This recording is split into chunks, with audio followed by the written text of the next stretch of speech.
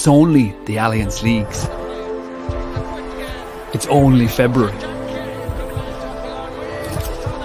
Only a warm-up. Only a relegation.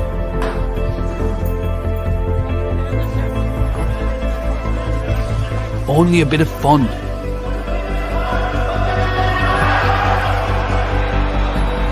It's only a debut. Only hundreds of competitive matches and thousands of players giving it their all. Only an unstoppable passion for GA across the whole nation. It's only 30 years of Allianz supporting the leagues, and we're not done yet. Only the leagues. Only the Allianz Leagues.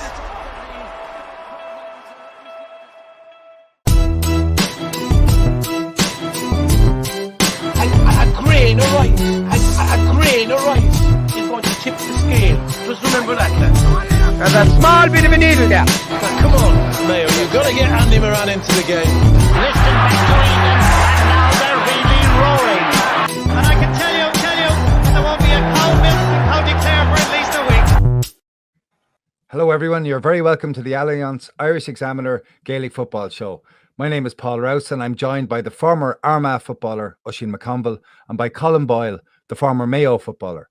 We will be talking about the decline of Dublin and we will look at football across all four divisions. We will also look at next Sunday's All-Ireland Club Final, next weekend's All-Ireland Club Final between Kilcoo and Kilmacud Crokes. But the only place to start is deep into the second half of Armagh Tyrone at the Gaelic grounds down against the fence. We have an actual eyewitness. Oisín, tell us everything and leave nothing out. I was, if you see what a row happened, I was standing at the fence at the top end. That's the only disappointing thing, was that I wasn't down, stuck at the other side. You saw nothing. Did I see nothing? I sort of had a fair idea what was going on. From our vantage point, when we got into the ground, Paul, when we got to the ground, we had a queue to get in, and then eventually we were lucky just to get the position we got to, because it was absolutely wedged in the athletic grounds yesterday. The atmosphere was intense. It was like some of the most intense championship matches I've ever been involved in, even as a player. There was a real buzz around the place. There was good. It was good banter. There was good banter floating about. There was the usual witty remark from the crowd and all that sort of thing. It was played at a high tempo, but no real niggle in it for the first 15 or 20 minutes. And then it sort of started, and there was niggle everywhere. There was some stuff went on off the ball that wasn't picked up by officials, and if it had been, would have been a few more marching off to the sideline. The row itself, whereas I know the lads described it last night as not much to see here and handbags and all that sort of thing. I just don't like this element where, you grab somebody with a neck where they're not, 100% know what's happening and drag them to the ground. Plus, there's a concrete step which sort of runs around the pitch, so that probably makes it even more dangerous. But I think that Tyrone don't like being beat, like any champions. But I think Armagh brought something yesterday that they hadn't brought in a while. And the thing I liked about it was when it did hit the fan, no Armagh player back down. And I think that's what happened in the corner. And I thought Armagh, to be honest, showed great resolve, restraint even, in the fact that, they were standing up for themselves, but they didn't get ultimately involved. I think David Goff sent out a message yesterday for not just for what happened during that game, but for referees and for how to treat these things. For every referee going forward. But Armagh did get involved because the Tyrone lads weren't wrestling each other. I didn't say we didn't get involved, but we did show great restraint. It would have been very easy for that to end up in a full-blown melee. And I think it was down to the Armagh players that didn't happen. That's being 100% honest with you. As I say, some of the stuff that went on off the ball should have been picked up on earlier, and we mightn't have got to the stage where we got to. You know? But look, it was an unbelievable win for Armagh. The football they played for 35 minutes was phenomenal. No other way to describe it. There's definitely a lot of things that has happened in the first two games. The thing I like about what has happened in the first two games, and you can come back to me on the row in a second, but the thing I like about the first two games is we played against Dublin and we played in a certain way. And then we played against Tyrone and we were able to adapt our style and play in a different way. I understand exactly, and I would agree with what Eamon Fitzmaurice said last night about conditioning and all those things. I think teams will catch up and they'll be in better nick, and I think Tyrone are a good bit off where they probably want to be or where they need to be. But it's very encouraging from an Armagh point of view. I thought the athleticism and all that, but I thought the decision making was 100 times better than it was this time last year, and I think that's all you can expect. What do you put that down to? I just think they've worked intently on doing that. I mean, I know they're back in the field a long time, and I think they've knuckled down and they've basically looked at what happened last year against Monaghan, and they've gone about trying to rectify all those things. I think we don't look as exposed defensively. We're getting bodies back in there, and I think there's a couple of players who could single out, but young Kieran Mackin, who's come in, he just covers so much ground, and he seems to cover it with ease. So he's definitely brought us a lot. And the other thing that I like about us at the minute, not to completely get carried away, but is that we have stuff coming off the bench, and we have 3 or 4 probably who still aren't quite there yet as far as fitness goes, and who haven't even featured so far. So there's a lot of positives there. The gloss was taken off by what happened at the end of the game, no doubt. But I think people will put that in perspective and move on to the next game. And I think they have 2 weeks now to try and iron out further. One of the things probably is game management and how they've played in the second half of both games. They sort of it's definitely come back a notch or two in that we haven't been brilliant in the second half. But if you're winning by 10 points at half time, all you need to do is kick 5 or 6 points and you're going to win the game in the second half, because the other team has to kick 17 or 18. That's, in modern day football, that's probably not going to happen. So it's a good way to be going about things. I'd like to see them tested in other ways now, and if that can happen, we'll be in a great spot come championship. Colm, welcome to the other side of the fence. What would you have done if you had seen those lads wrestling in the corner? To be honest, Paul, I probably would have done the exact same as what most of the Tyrone and Armagh boys did yesterday. I would have been involved in a fair few of them in the past. I think most players would have been. And initially, as Oisín used the phrase handbags there, when I saw it first, I did think it was much to do about nothing really, a lot of pushing and shoving and handbags. Then the more I watched it back and the more I kind of looked from the different camera angles, it didn't look great. I think there was a couple of things in it. There was the length of time it went on for a good while, and also where it was on the pitch, so it was very close to the proximity of the edge of the stand or the back terrace, and you could see they were up against the board, and there was a load of kids there, and I know that didn't have any impact on David Goss' decisions, but it didn't look good. The other thing from it, I'm wondering, were the referees brought in at the start of the league? Usually there's something that there's a focus on at the start of the league from a refereeing point of view, and they say we're going to target this early and try and stamp it out. So I'm just wondering, were referees brought in at the start of the league and said any sign of a melee, if it's a case that all players or most players are in, pick as many as you can, or pick as many as the main indicators as you can, and it's no more yellow cards. They're getting reds and they're off, and that's it. So that's an interesting one for me. The next time we see something similar in the league, will it be followed up on? The also thing I'm really not looking forward, but interesting to see is, I presume these are all going to be appealed. If it's a case that all 5 get off, then it looks a bit farcical, to be honest. But the GAA process and suspensions is a funny one. I don't think it's anything any of us really understand. So it's going to be really interesting to see how this appeal process goes. I know Fergal Logan's already mentioned it last night in his interview. But that's going to be the interesting thing going forward for me, is how that goes. If it's a case that all 5 walk away scot-free, then it does. It'll definitely leave question marks over not over David Goff, but over maybe the rules of the game and how we're officiating these type of incidents. Yeah, Fergal. Paul, just Marty Clark is a really interesting one in this, and he talks about how the AFL deal with it, and the AFL deal with it. They throw the ball up, and you have 2 choices: you can continue to fight, or you can get on with the game.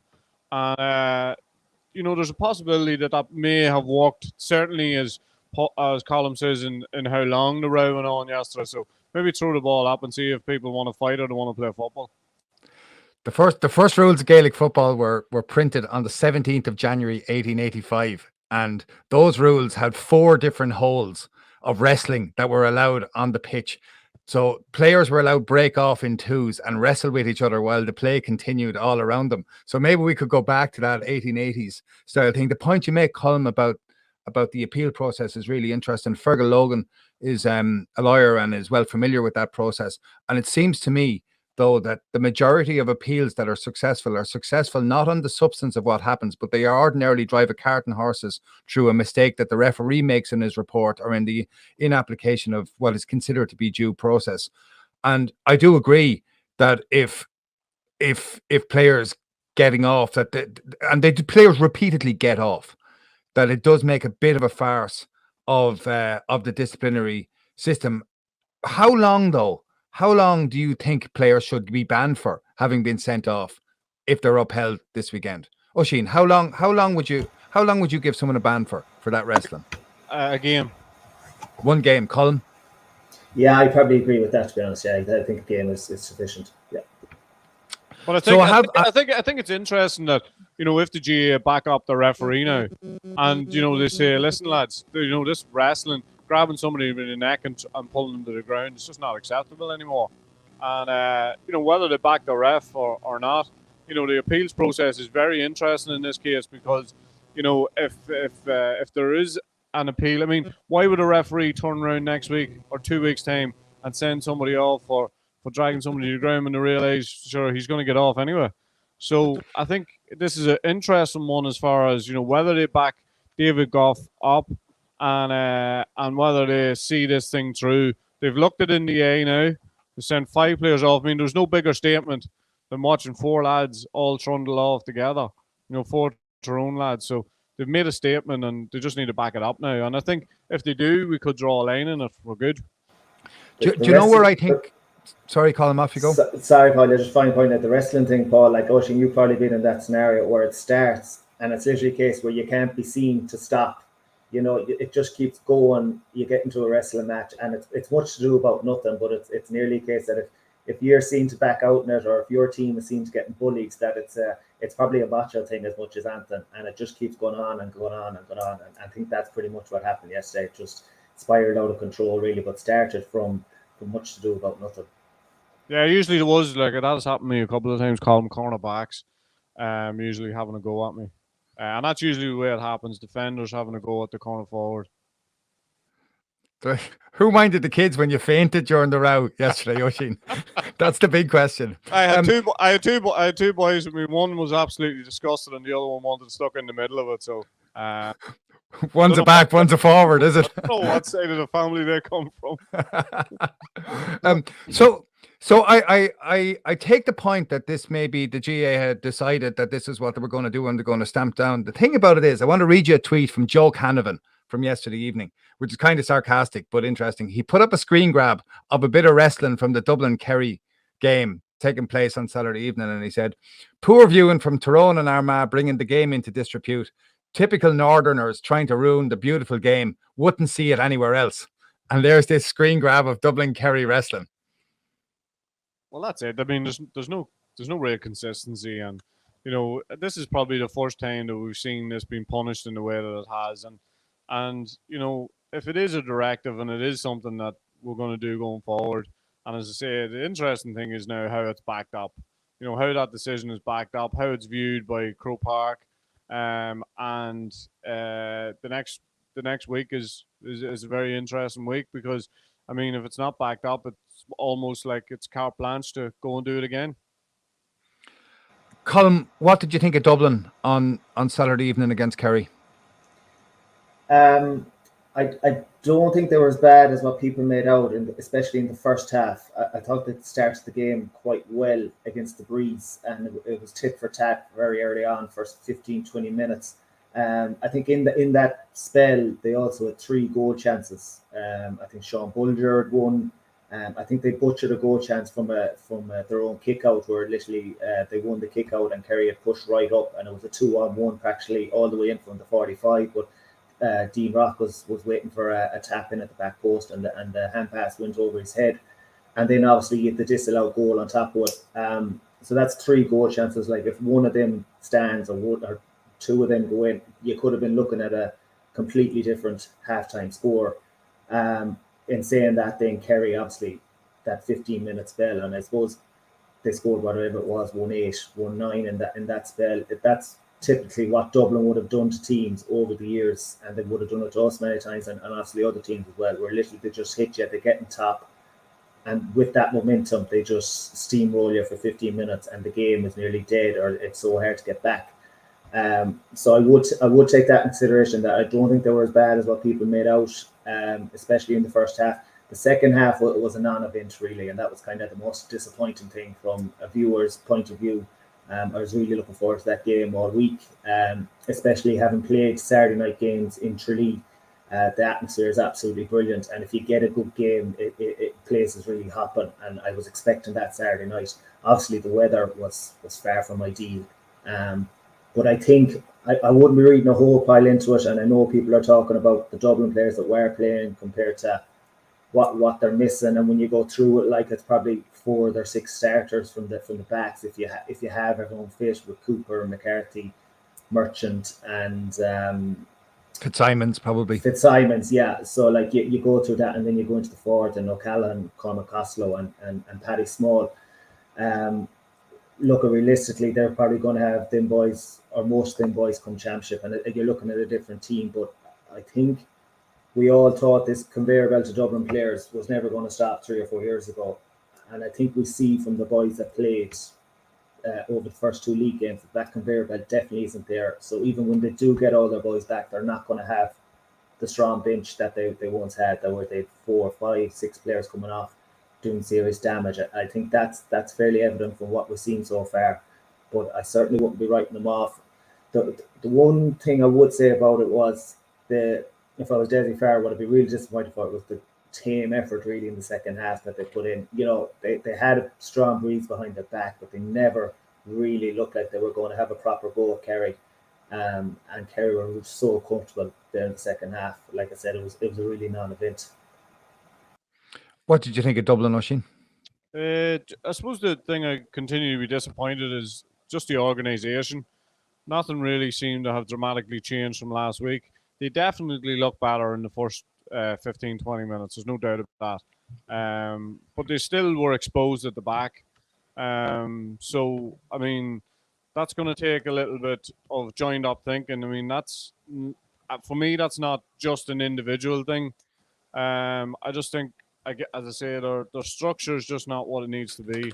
And I think leaving lads out to dry in the modern game against a Clifford or somebody like that is like, it's very unforgiving. And the thing about Davy Byrne and these lads is they're good. They are good, proper one-on-one defenders, but like, there's nobody leaving that much space anymore for somebody to operate in, and it's just going to take a little bit of, as I say, of joined up thinking. I think Brian Fenton, is trying to, he's getting caught between two stools. He's trying to,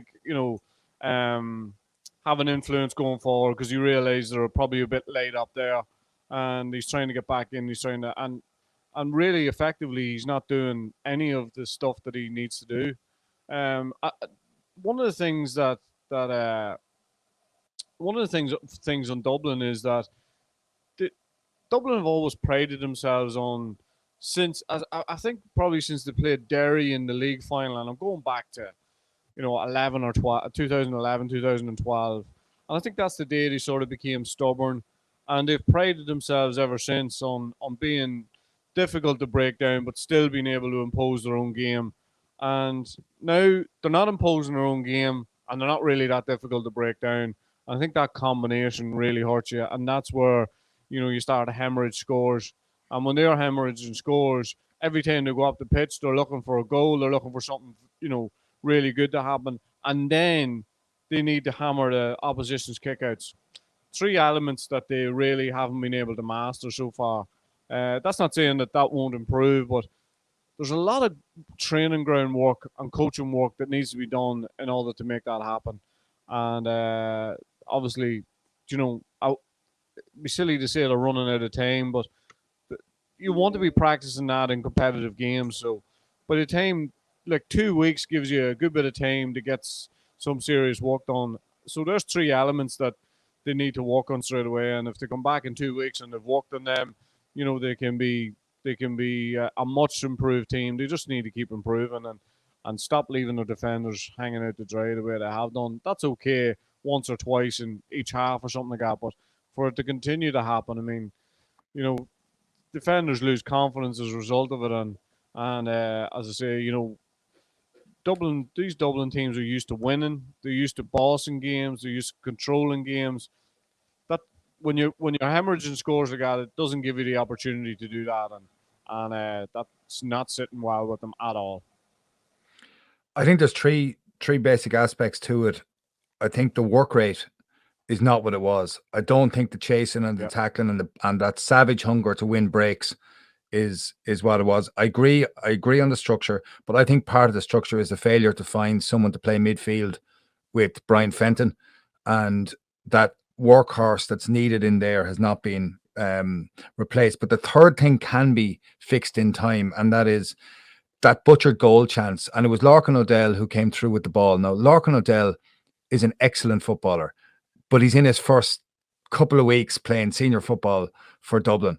In a year's time or in 2 years' time, he will either take that ball on further, pretend to slip it and stick it in the net, or he'll give Dean Rock a perfect pass for a tap in. But that takes time. Oisín, it's going to take Dublin players time to adapt to intercounty football. It is, Paul. But I suppose the one thing you would expect is execution of simple things. But again, that's okay saying that it's it's a lot more difficult doing it in real time. But there's a couple of those players who, even though to us, they're largely inexperienced, we haven't seen that much of them. They're very experienced in a Dublin jersey, as far as underage football, and they've obviously they play a huge part in what they do for their clubs and stuff. So it shouldn't be as big a problem as it seems to be. But the thing about Dublin and the new players is that new players in the past have come into a team with maybe 12 or 13 regulars. These new players are coming in, and maybe there's 5, 6, 7 players who, are established and you can trust each other. And these lads are coming in, and there's a lot of new players all bunched together, and as a result of that, it just leaves things really difficult for them. And Kerry, did you write off Kerry before the league, or did you said they'd win the league? Yeah. Have you changed your mind about the championship and their capacity to win the championship? I'd like to still talk about the league, Paul, and how right I've been about the fact that Kerry look as if they'll probably win the league, but nothing's changed as far as Kerry's concerned. I'll start judging Kerry, Paul, when they play Monaghan, they play Armagh, they play Tyrone, they play teams that are going to make it very, very difficult for Clifford to to show his wares the way he did the other night. And what a that's special for any young lad there, like, and looking on at David Clifford and what he can do is absolutely exceptional. I'll take you back a week. Kildare shut him down for 35 minutes. Tyrone will try and do the same. Armagh will try and do the same. Monaghan will try and do the same. So I think I know where you're going with this. You're trying to set me up for later in the year whenever, Kerry possibly win the Sam Maguire. But as far as the league goes, I knew Kerry would hit the ground running. I knew they would be very, very difficult to master, especially down there. But there's still a lot of tests for Kerry. They're not the finished article. I think the two boys in the middle of the field helped them in a huge way the other night. So I'll stick to my prediction that they'll win the league, and we'll just wait and see what happens in the championship. But this championship was no foregone conclusion. I went to last Wednesday evening. I went out to the National Aquatics and International Sports Campus, and UL with David Clifford were playing against Queens, and Queens actually marked them relatively well, and they kind of double teamed and everything like that. And he only scored 2-4. So it was just brilliant to watch him. Just brilliant. He just came to life anytime the ball came near him, and he decided what he was going to do. It was phenomenal. Colm, David Clifford, you've shared a field with him. How did you find it? Yeah, I actually didn't mark him, but I was on the pitch with him a couple of times. In close proximity, it's some sight. His movement. He's a huge man. First of all, I don't think people fully understand how actually big he is, and then you throw his movement and his skill set on top of what he has, and like, it is a frightening prospect. That, going back to Saturday night, that line ball that Kerry had, I could literally see the space. I think it was Lee Gannon that was marking at the time. He was on top of the D with them in a one-on-one, and literally from my couch, I could literally feel the fear of Lee Gannon, because he was literally helpless. But Clifford's movement was unbelievable for that goal, because as the ball has been kicked, he's actually a couple of yards away from Gannon, and he actually run towards him.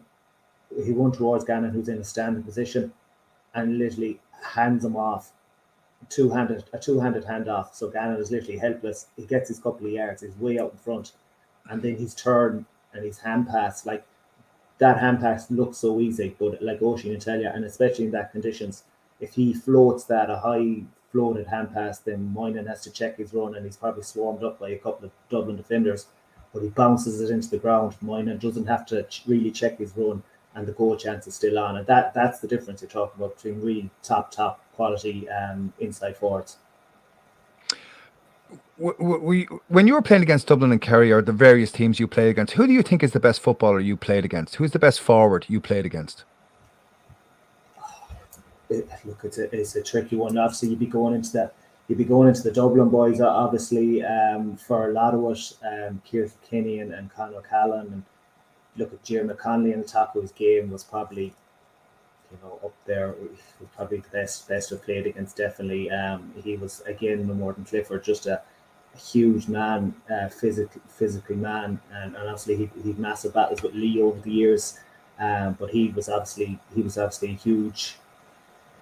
huge player for them. You could literally go through any of the Dublin players, and then obviously you're talking about Kerry and Clifford. For me personally, actually, I think one of the best players I actually physically marked was probably Paddy Kelly of Cork. It's going probably back early into the decade, but I marked him in a league final in 2012, and it always stuck out with me. His movement was just something I hadn't seen before, and his athleticism, and it was a real eye opener for me in general. But he was a brilliant footballer. I'm sure anyone that's marked him, or anyone in Cork will tell you that and back that up, definitely.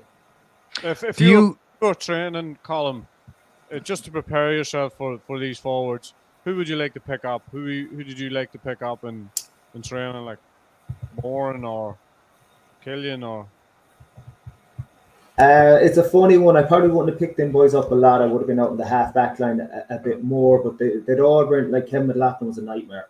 just a nightmare because he was so quick and his feet, like I've never seen a sidestep like him. He literally just shows you the ball and he's gone. It jink at the feet and you're still standing and he's gone 5 yards past you. So he was really tough. I probably like the more kind of physical style player, the more player who nearly wants a bit of combat and will be contesting kickouts and looking for kickouts and that type of player. You know yourself, Oisín, anyone with speed, well, definitely as a back, anyone with speed, you don't want to be going near. So the small nippy corner forwards or Darren O'Sullivan or someone like that, where you know if they get the yards or if they're coming on to a ball off a full forward or something like that, and you know they have the yard and they're gone. Like that's the nightmare scenario really as a defender and definitely as a halfback. Do you have any relationship with any of those players you played against? As in, would I be in contact? Yeah. No, generally not. Like in fairness, a couple of boys, the Dublin boys, actually contacted me around the time of retirement, which was good of them. But in generally no. But like I would have, between playing international rules and all-star trips, obviously it was good to get chatting to lads from different counties, lads who you're used to really going to combat against more than anything. But it was good in that setting to kind of be a bit more relaxed around them, have a chat and have a bit of crack and a few nights out and stuff. But in general, no, I wouldn't have any real contact or any real relationships from anyone from other counties. And the lads you played with? Oh yeah, definitely. I'd be in contact. The boys that's still playing at the minute, and generally since I've retired, I haven't really been in contact with them because I don't really want to be talking. I find if I'm getting in contact with them, we'll inevitably end up talking about what's happened with Mayo and who's going well and who's injured and whatnot. So I'm trying not to be in contact with them boys, not just yet. But yeah, I'd say the likes of Andy and Moore and obviously and a few boys like that. Yeah, I would be in contact with, definitely. Yeah. We will be talking about what Andy Moran has done with Leitrim and their great win the weekend in a few minutes. But I want to finish out Division 1. First of all, I have a couple of Kildare friends and they were giving me a lot of stick last week about not mentioning Kildare enough last week, that we just talked about Kerry. And in fairness, they were actually right. I didn't tell them that at the time, but they were actually right. We probably didn't talk enough about Kildare. And they did play very well against Kerry. They didn't quite back it up though against Donegal. They were game and they stayed at it well to the end. But Oisín, how do you see Kildare? Yeah, I think that was part of it. Coming back to Division 1, a really good feel good factor. Packed Newbridge. Players are really going to respond to that. I think the tricky one is, when you head up to Donegal, you've got the one of the things that they will have realised last week is that Kerry would have let them, in many respects, play a bit of football, and it would have let Jimmy Halen and Flynn and a few boys, they would have let them express themselves in a way. That opportunity to express themselves was few and far between yesterday. It's a completely different style of football in that, as a forward, for example, just concentrating on the forwards for a second. I thought some of the forward players really poor yesterday. But as a forward, against Kerry, you might get 10, 12 opportunities. Against Donegal up there, you might get 4, you might get 5. And it's whenever you do that and you're trying to force things and make things happen, and they're not quite happening, it gets very frustrating. And then what do you do as a result of that? Do you try the easy thing the next time? No. You try even harder to do something special. So I think there's just a bit of a learning curve. It's a bit of a shock to the system going up there and playing against the system that Donegal played yesterday. They really are a team who are battening down the hatches. Really, really, really going back to, what made them what they were. They don't quite have the players to do it in the same manner that they did it. They're not quite as stingy defensively. They will give you opportunities. But certainly there was a real change, I thought, yesterday, just in the way they went about it. So I think put those things together. I think yesterday was a difficult game for Kildare. I think they'll have better opportunities, as I say, to express themselves, but they didn't quite back up last week. They didn't quite bring the intensity that they brought last week. they weren't a million miles away. We were talking little small margins, but I thought last week second half performance was exceptional, and I think they'll need to bring that every day, unfortunately, in order to even stay in this division. Colm, what's it like to play against the style of football that Donegal play? It's different. Definitely, especially the way they move the ball, so they can be quite slow to move the ball. And so as a defender, you probably do have time to get set up and get bodies back or do whatever the game plan is. But they generally don't look for that initial kick pass down the line to a half forward run onto it and then a ball inside straight away. It's generally most of the defenders tend to carry the ball out, and it can be slow and methodical. I suppose the thing when you're playing against them, especially when you're attacking, is you have to be patient because they do tend to get the bodies in there. As Oisín says, it's different than playing the likes of a Kerry and the likes of a Dublin maybe, where there is a bit more space, and both teams are kicking the ball a bit more. Donegal will generally let you work the ball out to a certain extent. They might let you bring it up to the 45 or even up to the halfway, and then they're set up and they have their bodies there and nearly 2 lines or 3 lines of 4, and they're ready to put the press on them then. But it is frustrating. I think the key, I'm looking, Mayo didn't do it last weekend, but for long parts, the key then is to get in front. I think if you get in front of them, it's a different game, and they have to come out a small bit more. What was noticeable last week, going back to last week's game, we're not going to talk about too much with Mayo, but when Mayo pressed them up high and stopped them carrying the ball out of the fence, which they like to do, it was a completely different game. And you could see actually a lot of the players, obviously weather was tough, but a lot of the players actually weren't comfortable with that press because they mightn't be used to it as such, coming up against that type of press a whole lot. So it's an interesting one for them. For me, watching Donegal, I'd love to see them move the ball a bit more and kick a bit more, because I think they have really good forwards. If they can get the ball in a small bit quicker, and especially when they've Murphy inside, even though he tends to be play mostly football out the pitch. But they're an interesting prospect, and I still think they're not a million miles away if they tweak a couple of things. Is it an enjoyable experience to play a match against a team that plays like that? It's enjoyable when you win a challenge.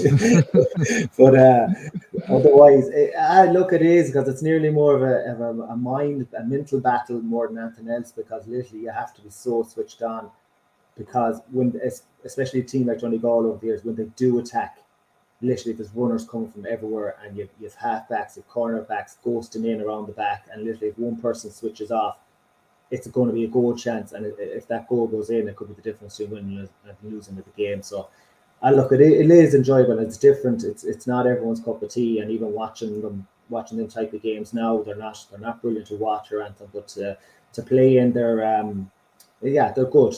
They're physical. They're different. It can be a bit slower, right, and it can be a bit more over and back the pitch. And as a defender, or say if you're playing centre back in that scenario, you're just trying to make sure that you're well set up, because you know they're just waiting for you to turn over the ball. So you need to have. You don't want all your team gone inside their 45, a turnover, and they're back down the pitch and they've runners going from everywhere. So you're trying to really organise that and be concentrated on, everyone hasn't got sucked up the pitch and literally one kick pass and they're a one-on-one inside, or they're just runners going from everywhere. Oisín, when Cross played club football, it probably happened more to you that teams played really defensively against you. How did you seek to go about breaking down defenses who were really defensive, who really kind of brought a lot of numbers back? We used to try and be as direct as possible. We suppose we were largely a kicking team anyway, so we used to try and get to the middle of the field and then pull it directly into the forward line. We had, I suppose, one thing we had at that stage was we had serious ball winners. So we would fancy ourselves with the ball in the full forward. And I suppose the thing about playing against defensive teams is that Colm sort of touched on it. You have to sort out your mindset almost a week before you go into that game. Do you know what I mean? Because like I literally remember playing games, and a number of games where I might have 20 shots, I might have 20 opportunities, I could have more. And then you play against a defensive team and you've got 6 or 7, 8, maybe it's halved. and you're trying to make the most of those opportunities, and you realise that how important it is to take the right option. Now, if you can imagine that's one that I played, that is completely magnified now. I mean, that is, those numbers and how you use that ball. And anybody who was in the athletic grounds yesterday will realise how important it is to use the ball in a constructive way, not give the ball away. It's almost like, this is what I felt yesterday. On both teams, it was almost like there was 2 or 3 players who are allowed to think outside the box a little bit, or play off the cuff a little bit, and everybody else was sort of conforming to what they were told or that. And I think there's players on the pitch who aren't really that afraid of giving the ball away. And I think, when those players are on the ball, there's a sense of anticipation in that something's going to happen. But otherwise, it's about taking the right option and taking the right option all the time. So it's a little bit different now. I think it's, as I say, there's more of a microscope on you giving the ball away. Even just, when you're in those games and you give the ball away, and the first thing you hear is the crowd and what they think of it. And I think that's a huge thing, playing on players' mind. But I think it almost seemed yesterday there was a couple of players in either team who were allowed to think outside the box, and the rest, everybody else was more or less conforming, and they did that pretty well. It's really interesting to be in a crowd when a team has the ball and they're trying to be patient and work it through. I was watching Offaly against Derry yesterday, and Derry were 10 or 12, 13 points up in the second half, having played with the wind. And they were really well organised, really well set up. And Offaly lads had the ball, and the crowd were people in the crowd roaring at them to launch it in. And I was thinking, who to where? Like, there are players all around the place. It's very hard, I think. Your instinct is to move it quickly. Your instinct is to try and be progressive. There's a boy behind me, and he continued to shout, "Oh, Jesus Christ, don't be going backwards." And I was thinking, there's nowhere else to go right now. Nowhere else to go. Some people just don't have the patience that others have. Colm, Mayo have had a good start to the league in 3 points from 2 games, two really tricky games, but they've lost 2 players, it looks like, to very significant injuries, Tommy Conroy and Owen McLaughlin. And it's very hard on both of those players, and Owen McLaughlin to come back from last year's injury. And it looks like, I mean, we await news of what exactly it is, and we wish everyone well, but it looks significant. That's a serious loss. Both of those players would be a serious loss to Mayo. Yeah, firstly, I know obviously we're hoping at the minute that it's not too bad.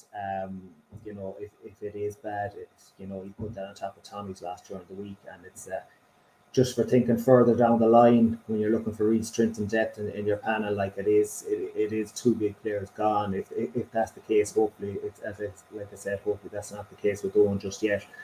Kind of after the Donegal game, we're kind of thinking like Jason Doherty is back. He's brilliant to see him back. Brendan Harrison has obviously started the last 2 games, and he's had really difficult years as well. So getting them two boys back after the last couple of years they've had was such a boost to everyone in the county. And then hopefully Killian's going to be back in the next few weeks, and Oisín Mullins, obviously the news that he was staying in the last couple of weeks was again a huge boost for everyone in the county. So to get these 2 blows now, it's for the 2 boys themselves more than anything. It's a huge loss. Like I said, with Owen, we're still hoping, but it's like for further down the line, we're hoping that it won't come back to haunt us. But it's I know them boys in that dressing room, and literally they're so used to boys dropping over the years with injuries, and it's literally a case that you just move on. The next man up. Yeah, next man up, and James and the lads would expect the same from whoever it is that's playing, no matter what, on any given day. So that's going to be the mindset from them boys. Unfortunately, that's the nature of high competitive sport. You just move on. You move on with who you have and whoever's fit and ready to go. But I think in general, James will be happy enough with the start in the league, and the first, when you look at the 2 games on paper, Donegal and Monaghan, to get 3 points from that, I think he'd be generally happy. Especially Monaghan up in Clonus, and not having played particularly well last weekend to come away with the draw, or maybe possibly an undeserved draw, but they got a draw, they dug it out at the end. And at times, from what I'm hearing and at bits I saw from the game, played really good stuff at times yesterday. So yeah, overall, cracking game, 2 weeks to look forward to as well against Dublin and Croke Park. That's that's one definitely I think most of the country will be watching, for once kind of the pressure. Will you go to that? Yeah, I definitely will. Have that penciled in to go to. Yeah, definitely. It looks, though, if we look forward a little bit in the year, it looks like Galway have improved significantly. How much would you fear Galway in the Connacht Championship? I think the thing about Galway is, well, that Mayo Galway game you're talking about, it's literally, I think it's the 20th of April or 22nd of April. It's the quarter final, which is so early. So the loser of that game, like, to me, that's a mammoth game. It's the biggest game in the championship early doors. The loser of that game is going to be in a really tough scenario, because we're looking at the league at the minute in Division 1, and you're probably going into a lot of teams in Division 2 in this. Any team can beat anyone. So if you're going into the qualifiers and you're going to have a good chunk of them teams in there, you could literally be gone out of the championship in May. You know what I mean? So it's a mammoth game. It's a huge game. For Galway, to me, they do look like they have improved. What I would say is that they probably haven't played the better teams of Division 2 yet. Like Down and Meath look to be struggling a small bit. So I think there's bigger tests for them to come. It looks like it's between Roscommon, Derry, Clare and Galway for promotion to Division 1. But I think Port Joyce will be quietly happy with their start. Obviously, he's got Keane O'Neill in there, and I know Keane from my time in 2012. He was with us in Mayo, and he's a really good fella, and he'd be demanding big things of them. But I've no doubt in the back of Port Joyce's mind and James Horn, while all these league games are going on, they're just their main focus will be that game in April against each other. It's just, like I said, it's a huge game. Galway, they probably are going to be expecting more than what they've got over the last couple of years of themselves. Obviously, it's been knockout in championship, so it's been a small bit different. But they have young players coming through. They won the Under-20 All-Ireland, I think it's 2 years ago, 2020. So they have players coming from that. Obviously, Tierney is well established at this stage, and Tom Cullen, and a few more that's coming through there, Jack Lynn. So they have players coming through, and he's kind of giving them game time now and the experience. So yeah, it's interesting times for Galway. I think it'll be interesting, like I said earlier on, how when they come up against the Derry, when they come up against Roscommon. I think that'd be a very interesting game as well. Oisín, Division 3, the big surprise packet, Limerick, flying through the division, beating Antrim up in Belfast. That's quite the result. It is, and as well, Paul, I think the way they done it, I mean, they got out of the traps very, very quickly. But Antrim, threw everything at them. Midway through the second half, you can see Antrim getting back into the game. You think, well, there's only one team going to win it now, and I think Limerick kicked real off the last 3 points of the game. To see what ended up, a fairly comfortable win. I think the most impressive thing about them is that, again, they seem to have a bit of structure. They don't look like a team to me that's going to leak too many goals, and they're functioning. They're functioning fairly well. Okay, up front. I think there's probably a little bit more work to do, and as far as transition, and when they come up against a team like Antrim, because they had a huge amount of possession against Antrim and just probably didn't make the most of what they had. It's probably a game they could have won maybe even a little bit easier. Yeah, I saw them playing last year, and I was really impressed with how fit they were. I was really impressed with how organised they were. They were big and raw and really driven, and they just lacked a little bit of polish. And if that can be kind of smoothed out over time, just skill levels improving, I think there's a serious team coming there. We cannot leave the National Football League without going to Division 4 and Leitrim going to Thurles and beating Tipperary, who the year before last were Munster Senior Football champions. And of course, Leitrim now managed by Andy Moore and your old teammate Colm. What would Andy Moore bring to Leitrim? He'll bring energy, I guarantee you that. You can just see anytime you hear him speak, it's energy, and that's just the way he is. I'd say from the minute he wakes up to the minute he goes to bed. I think he'll have them organised. I think he'll get boys wanting to play for Leitrim, and I think that's a big thing for a county like Leitrim, where you mightn't have that in the past. And you might have a lot of boys saying, here, what's the point here? You know what I mean? Especially when you looked at some of the results in the Connacht Championships over the years. But I think that's what I think he'll get boys wanting to play for Leitrim, and he'll bring that energy and he'll bring that enthusiasm along with Mike Solan to them. And I think you've seen that already in the results. Like from what I hear, in the really good couple of challenge games before the start of the league. They lost 12-8 to Cavan last week, but on paper, without knowing much about the game, that's probably a decent result against Cavan.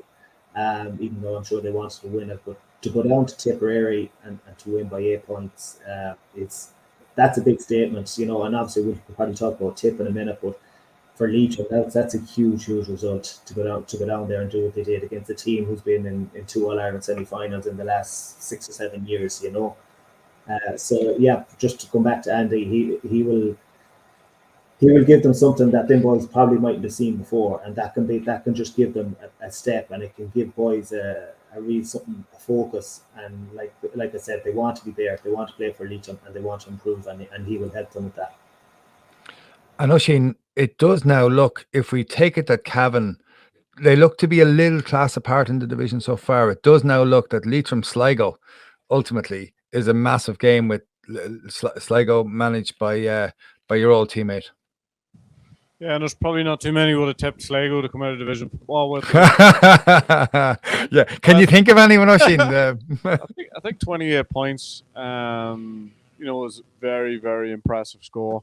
Very, very impressive score.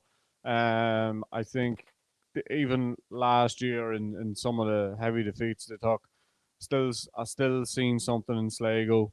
The Antrim and Louth games were games realistically that they could have won, maybe even definitely should have won down in Antrim. So their team moving in the right direction.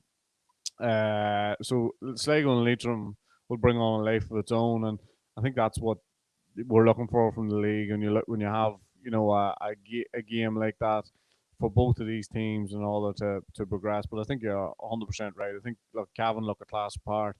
I don't know what has happened, Carlo. I don't know why they have declined so rapidly in the way that they have. I mean, 28-5 is a shocking result for them. And but as far as Sligo concerned, brilliant start to the league, and Leitrim would be very satisfied in the fact that they've got Cavan out of the way, and they'll expect probably to be very competitive, if not win the rest of their games. I think London is nearly the story of the nearly so far. But I think they got the one again yesterday. At 2 years not beating up. To be honest, I don't know how to do it over there and how to get boys together, just with the logistics, everything, and an unbelievable achievement to come back this year, win the first 2 games in the league. I think up there with definitely Armagh for the story of the league so far. Yeah, they're incredible people in London GA, and I'd like to put in beside them though the work that's going on in New York. But even in the north of England, like Warwickshire and Lancashire are playing in the National Hurling League. That is only possible because of outstanding dedication from what is usually a small group of volunteers who keep that going. And it is a remarkable achievement, and it would be very interesting. It'll be very interesting to see if London can build a little bit on what they have as people start going back into the place, and post-pandemic, how life in London has changed to facilitate people training will be interesting to watch. Before we finish, just to talk about the club final on the weekend between Kilcoo and Kilmacud Crokes. Oisín, you fancied Kilcoo from a long way out. I'm on record as saying I think after a couple of rounds of the Down Championship that there's no way they could win a Down Championship, and they're way back on where they were. I've actually seen a couple of early rounds in the Down Championship as well. I wasn't that much on it, tipped into Newry to watch them, and there was one game in particular. They played Ballyholland and they were absolutely horrendous, but they won by a point. They just, in fairness, they have kept improving since. I think they have a unique way of playing football. They have a unique way about how they go about it. It's not for everybody, but they love it, and I think the dedication that those players have shown over the last, I'd say, Paul, even 10 years, and they've had one mission, and that was to win in All Ireland. Nothing else. They have it written up on in the change rooms from, as I say, whenever they start to become dominant and down. And I say they had one mission. They failed the last time, and you just can't see that will. Somebody's suppressing that will to win anymore. They just look like a team who are on a mission and destined to win an All Ireland. I think they'll find it tricky in Croke Park, and I think Kilmacud are at a massive advantage in the fact that they've had a couple of games under the belt there already. But if you were to put me to the pin in my collar, I would think that Kilcoo just seem to have, at this stage, just seem to have too much will, and they don't mind how they win the game.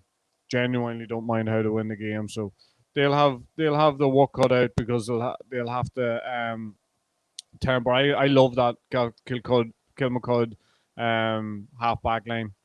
Yeah, same here. Yeah, brilliant. Very, very good. I think the impression that they have left on the championship, break through any of the games I've seen through Dublin, the Leinster games, and even in the semi-final, how good they are defensively and how much they give to the team going forward. A bit like Colm did in his heyday as well. And I think the thing about that is trying to suppress that. And I think if there's a team to do that and nullify that, then Kilcoo could be that team, and they'll frustrate Kilmacud enough and get enough scores just to get over the line, I think the big story of Kilmacud Crokes is over the last couple of months the rejuvenation of Rory O'Carroll, who's been absolutely brilliant at centre back and has dominated matches. But the spread of players that Kilmacud have, they look to Mannion, they look to Paul Mannion all the time previously, and Paul Mannion is an incredible talent. But I think a lot of other players have now pushed on a bit in that forward line, and they're really good footballers. Colm, have you seen much of them? Yeah, I did. I've obviously watched a couple of games, the Leinster final and the semi-final, especially that were on TV.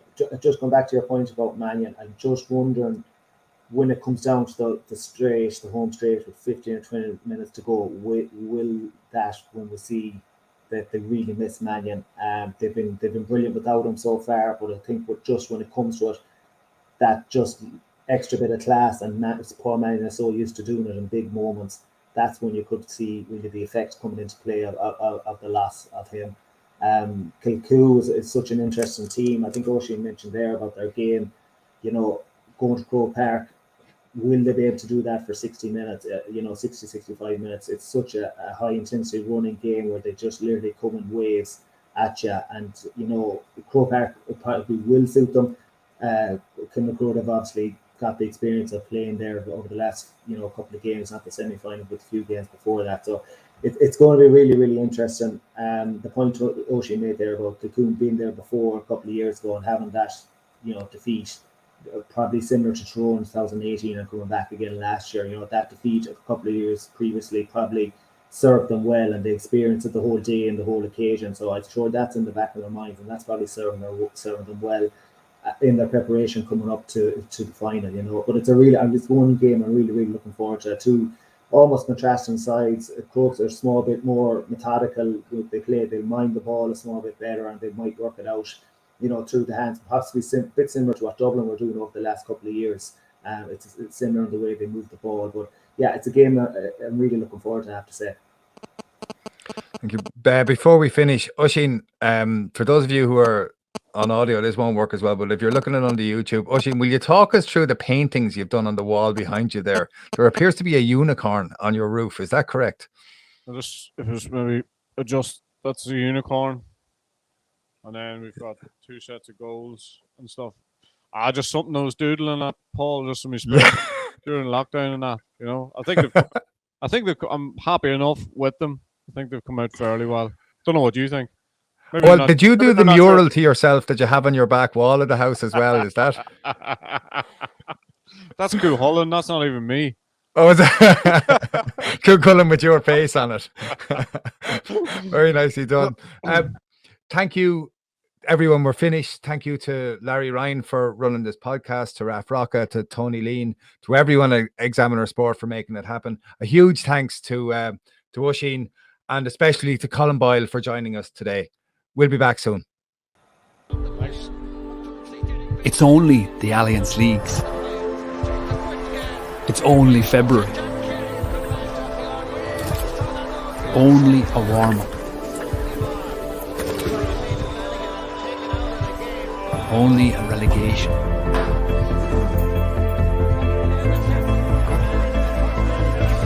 Only a bit of fun.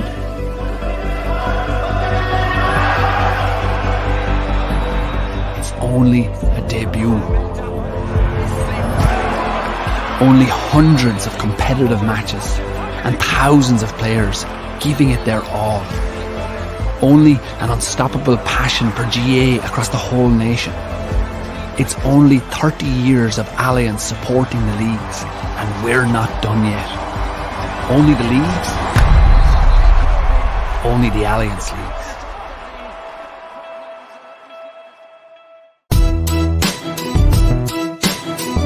A grain of rice.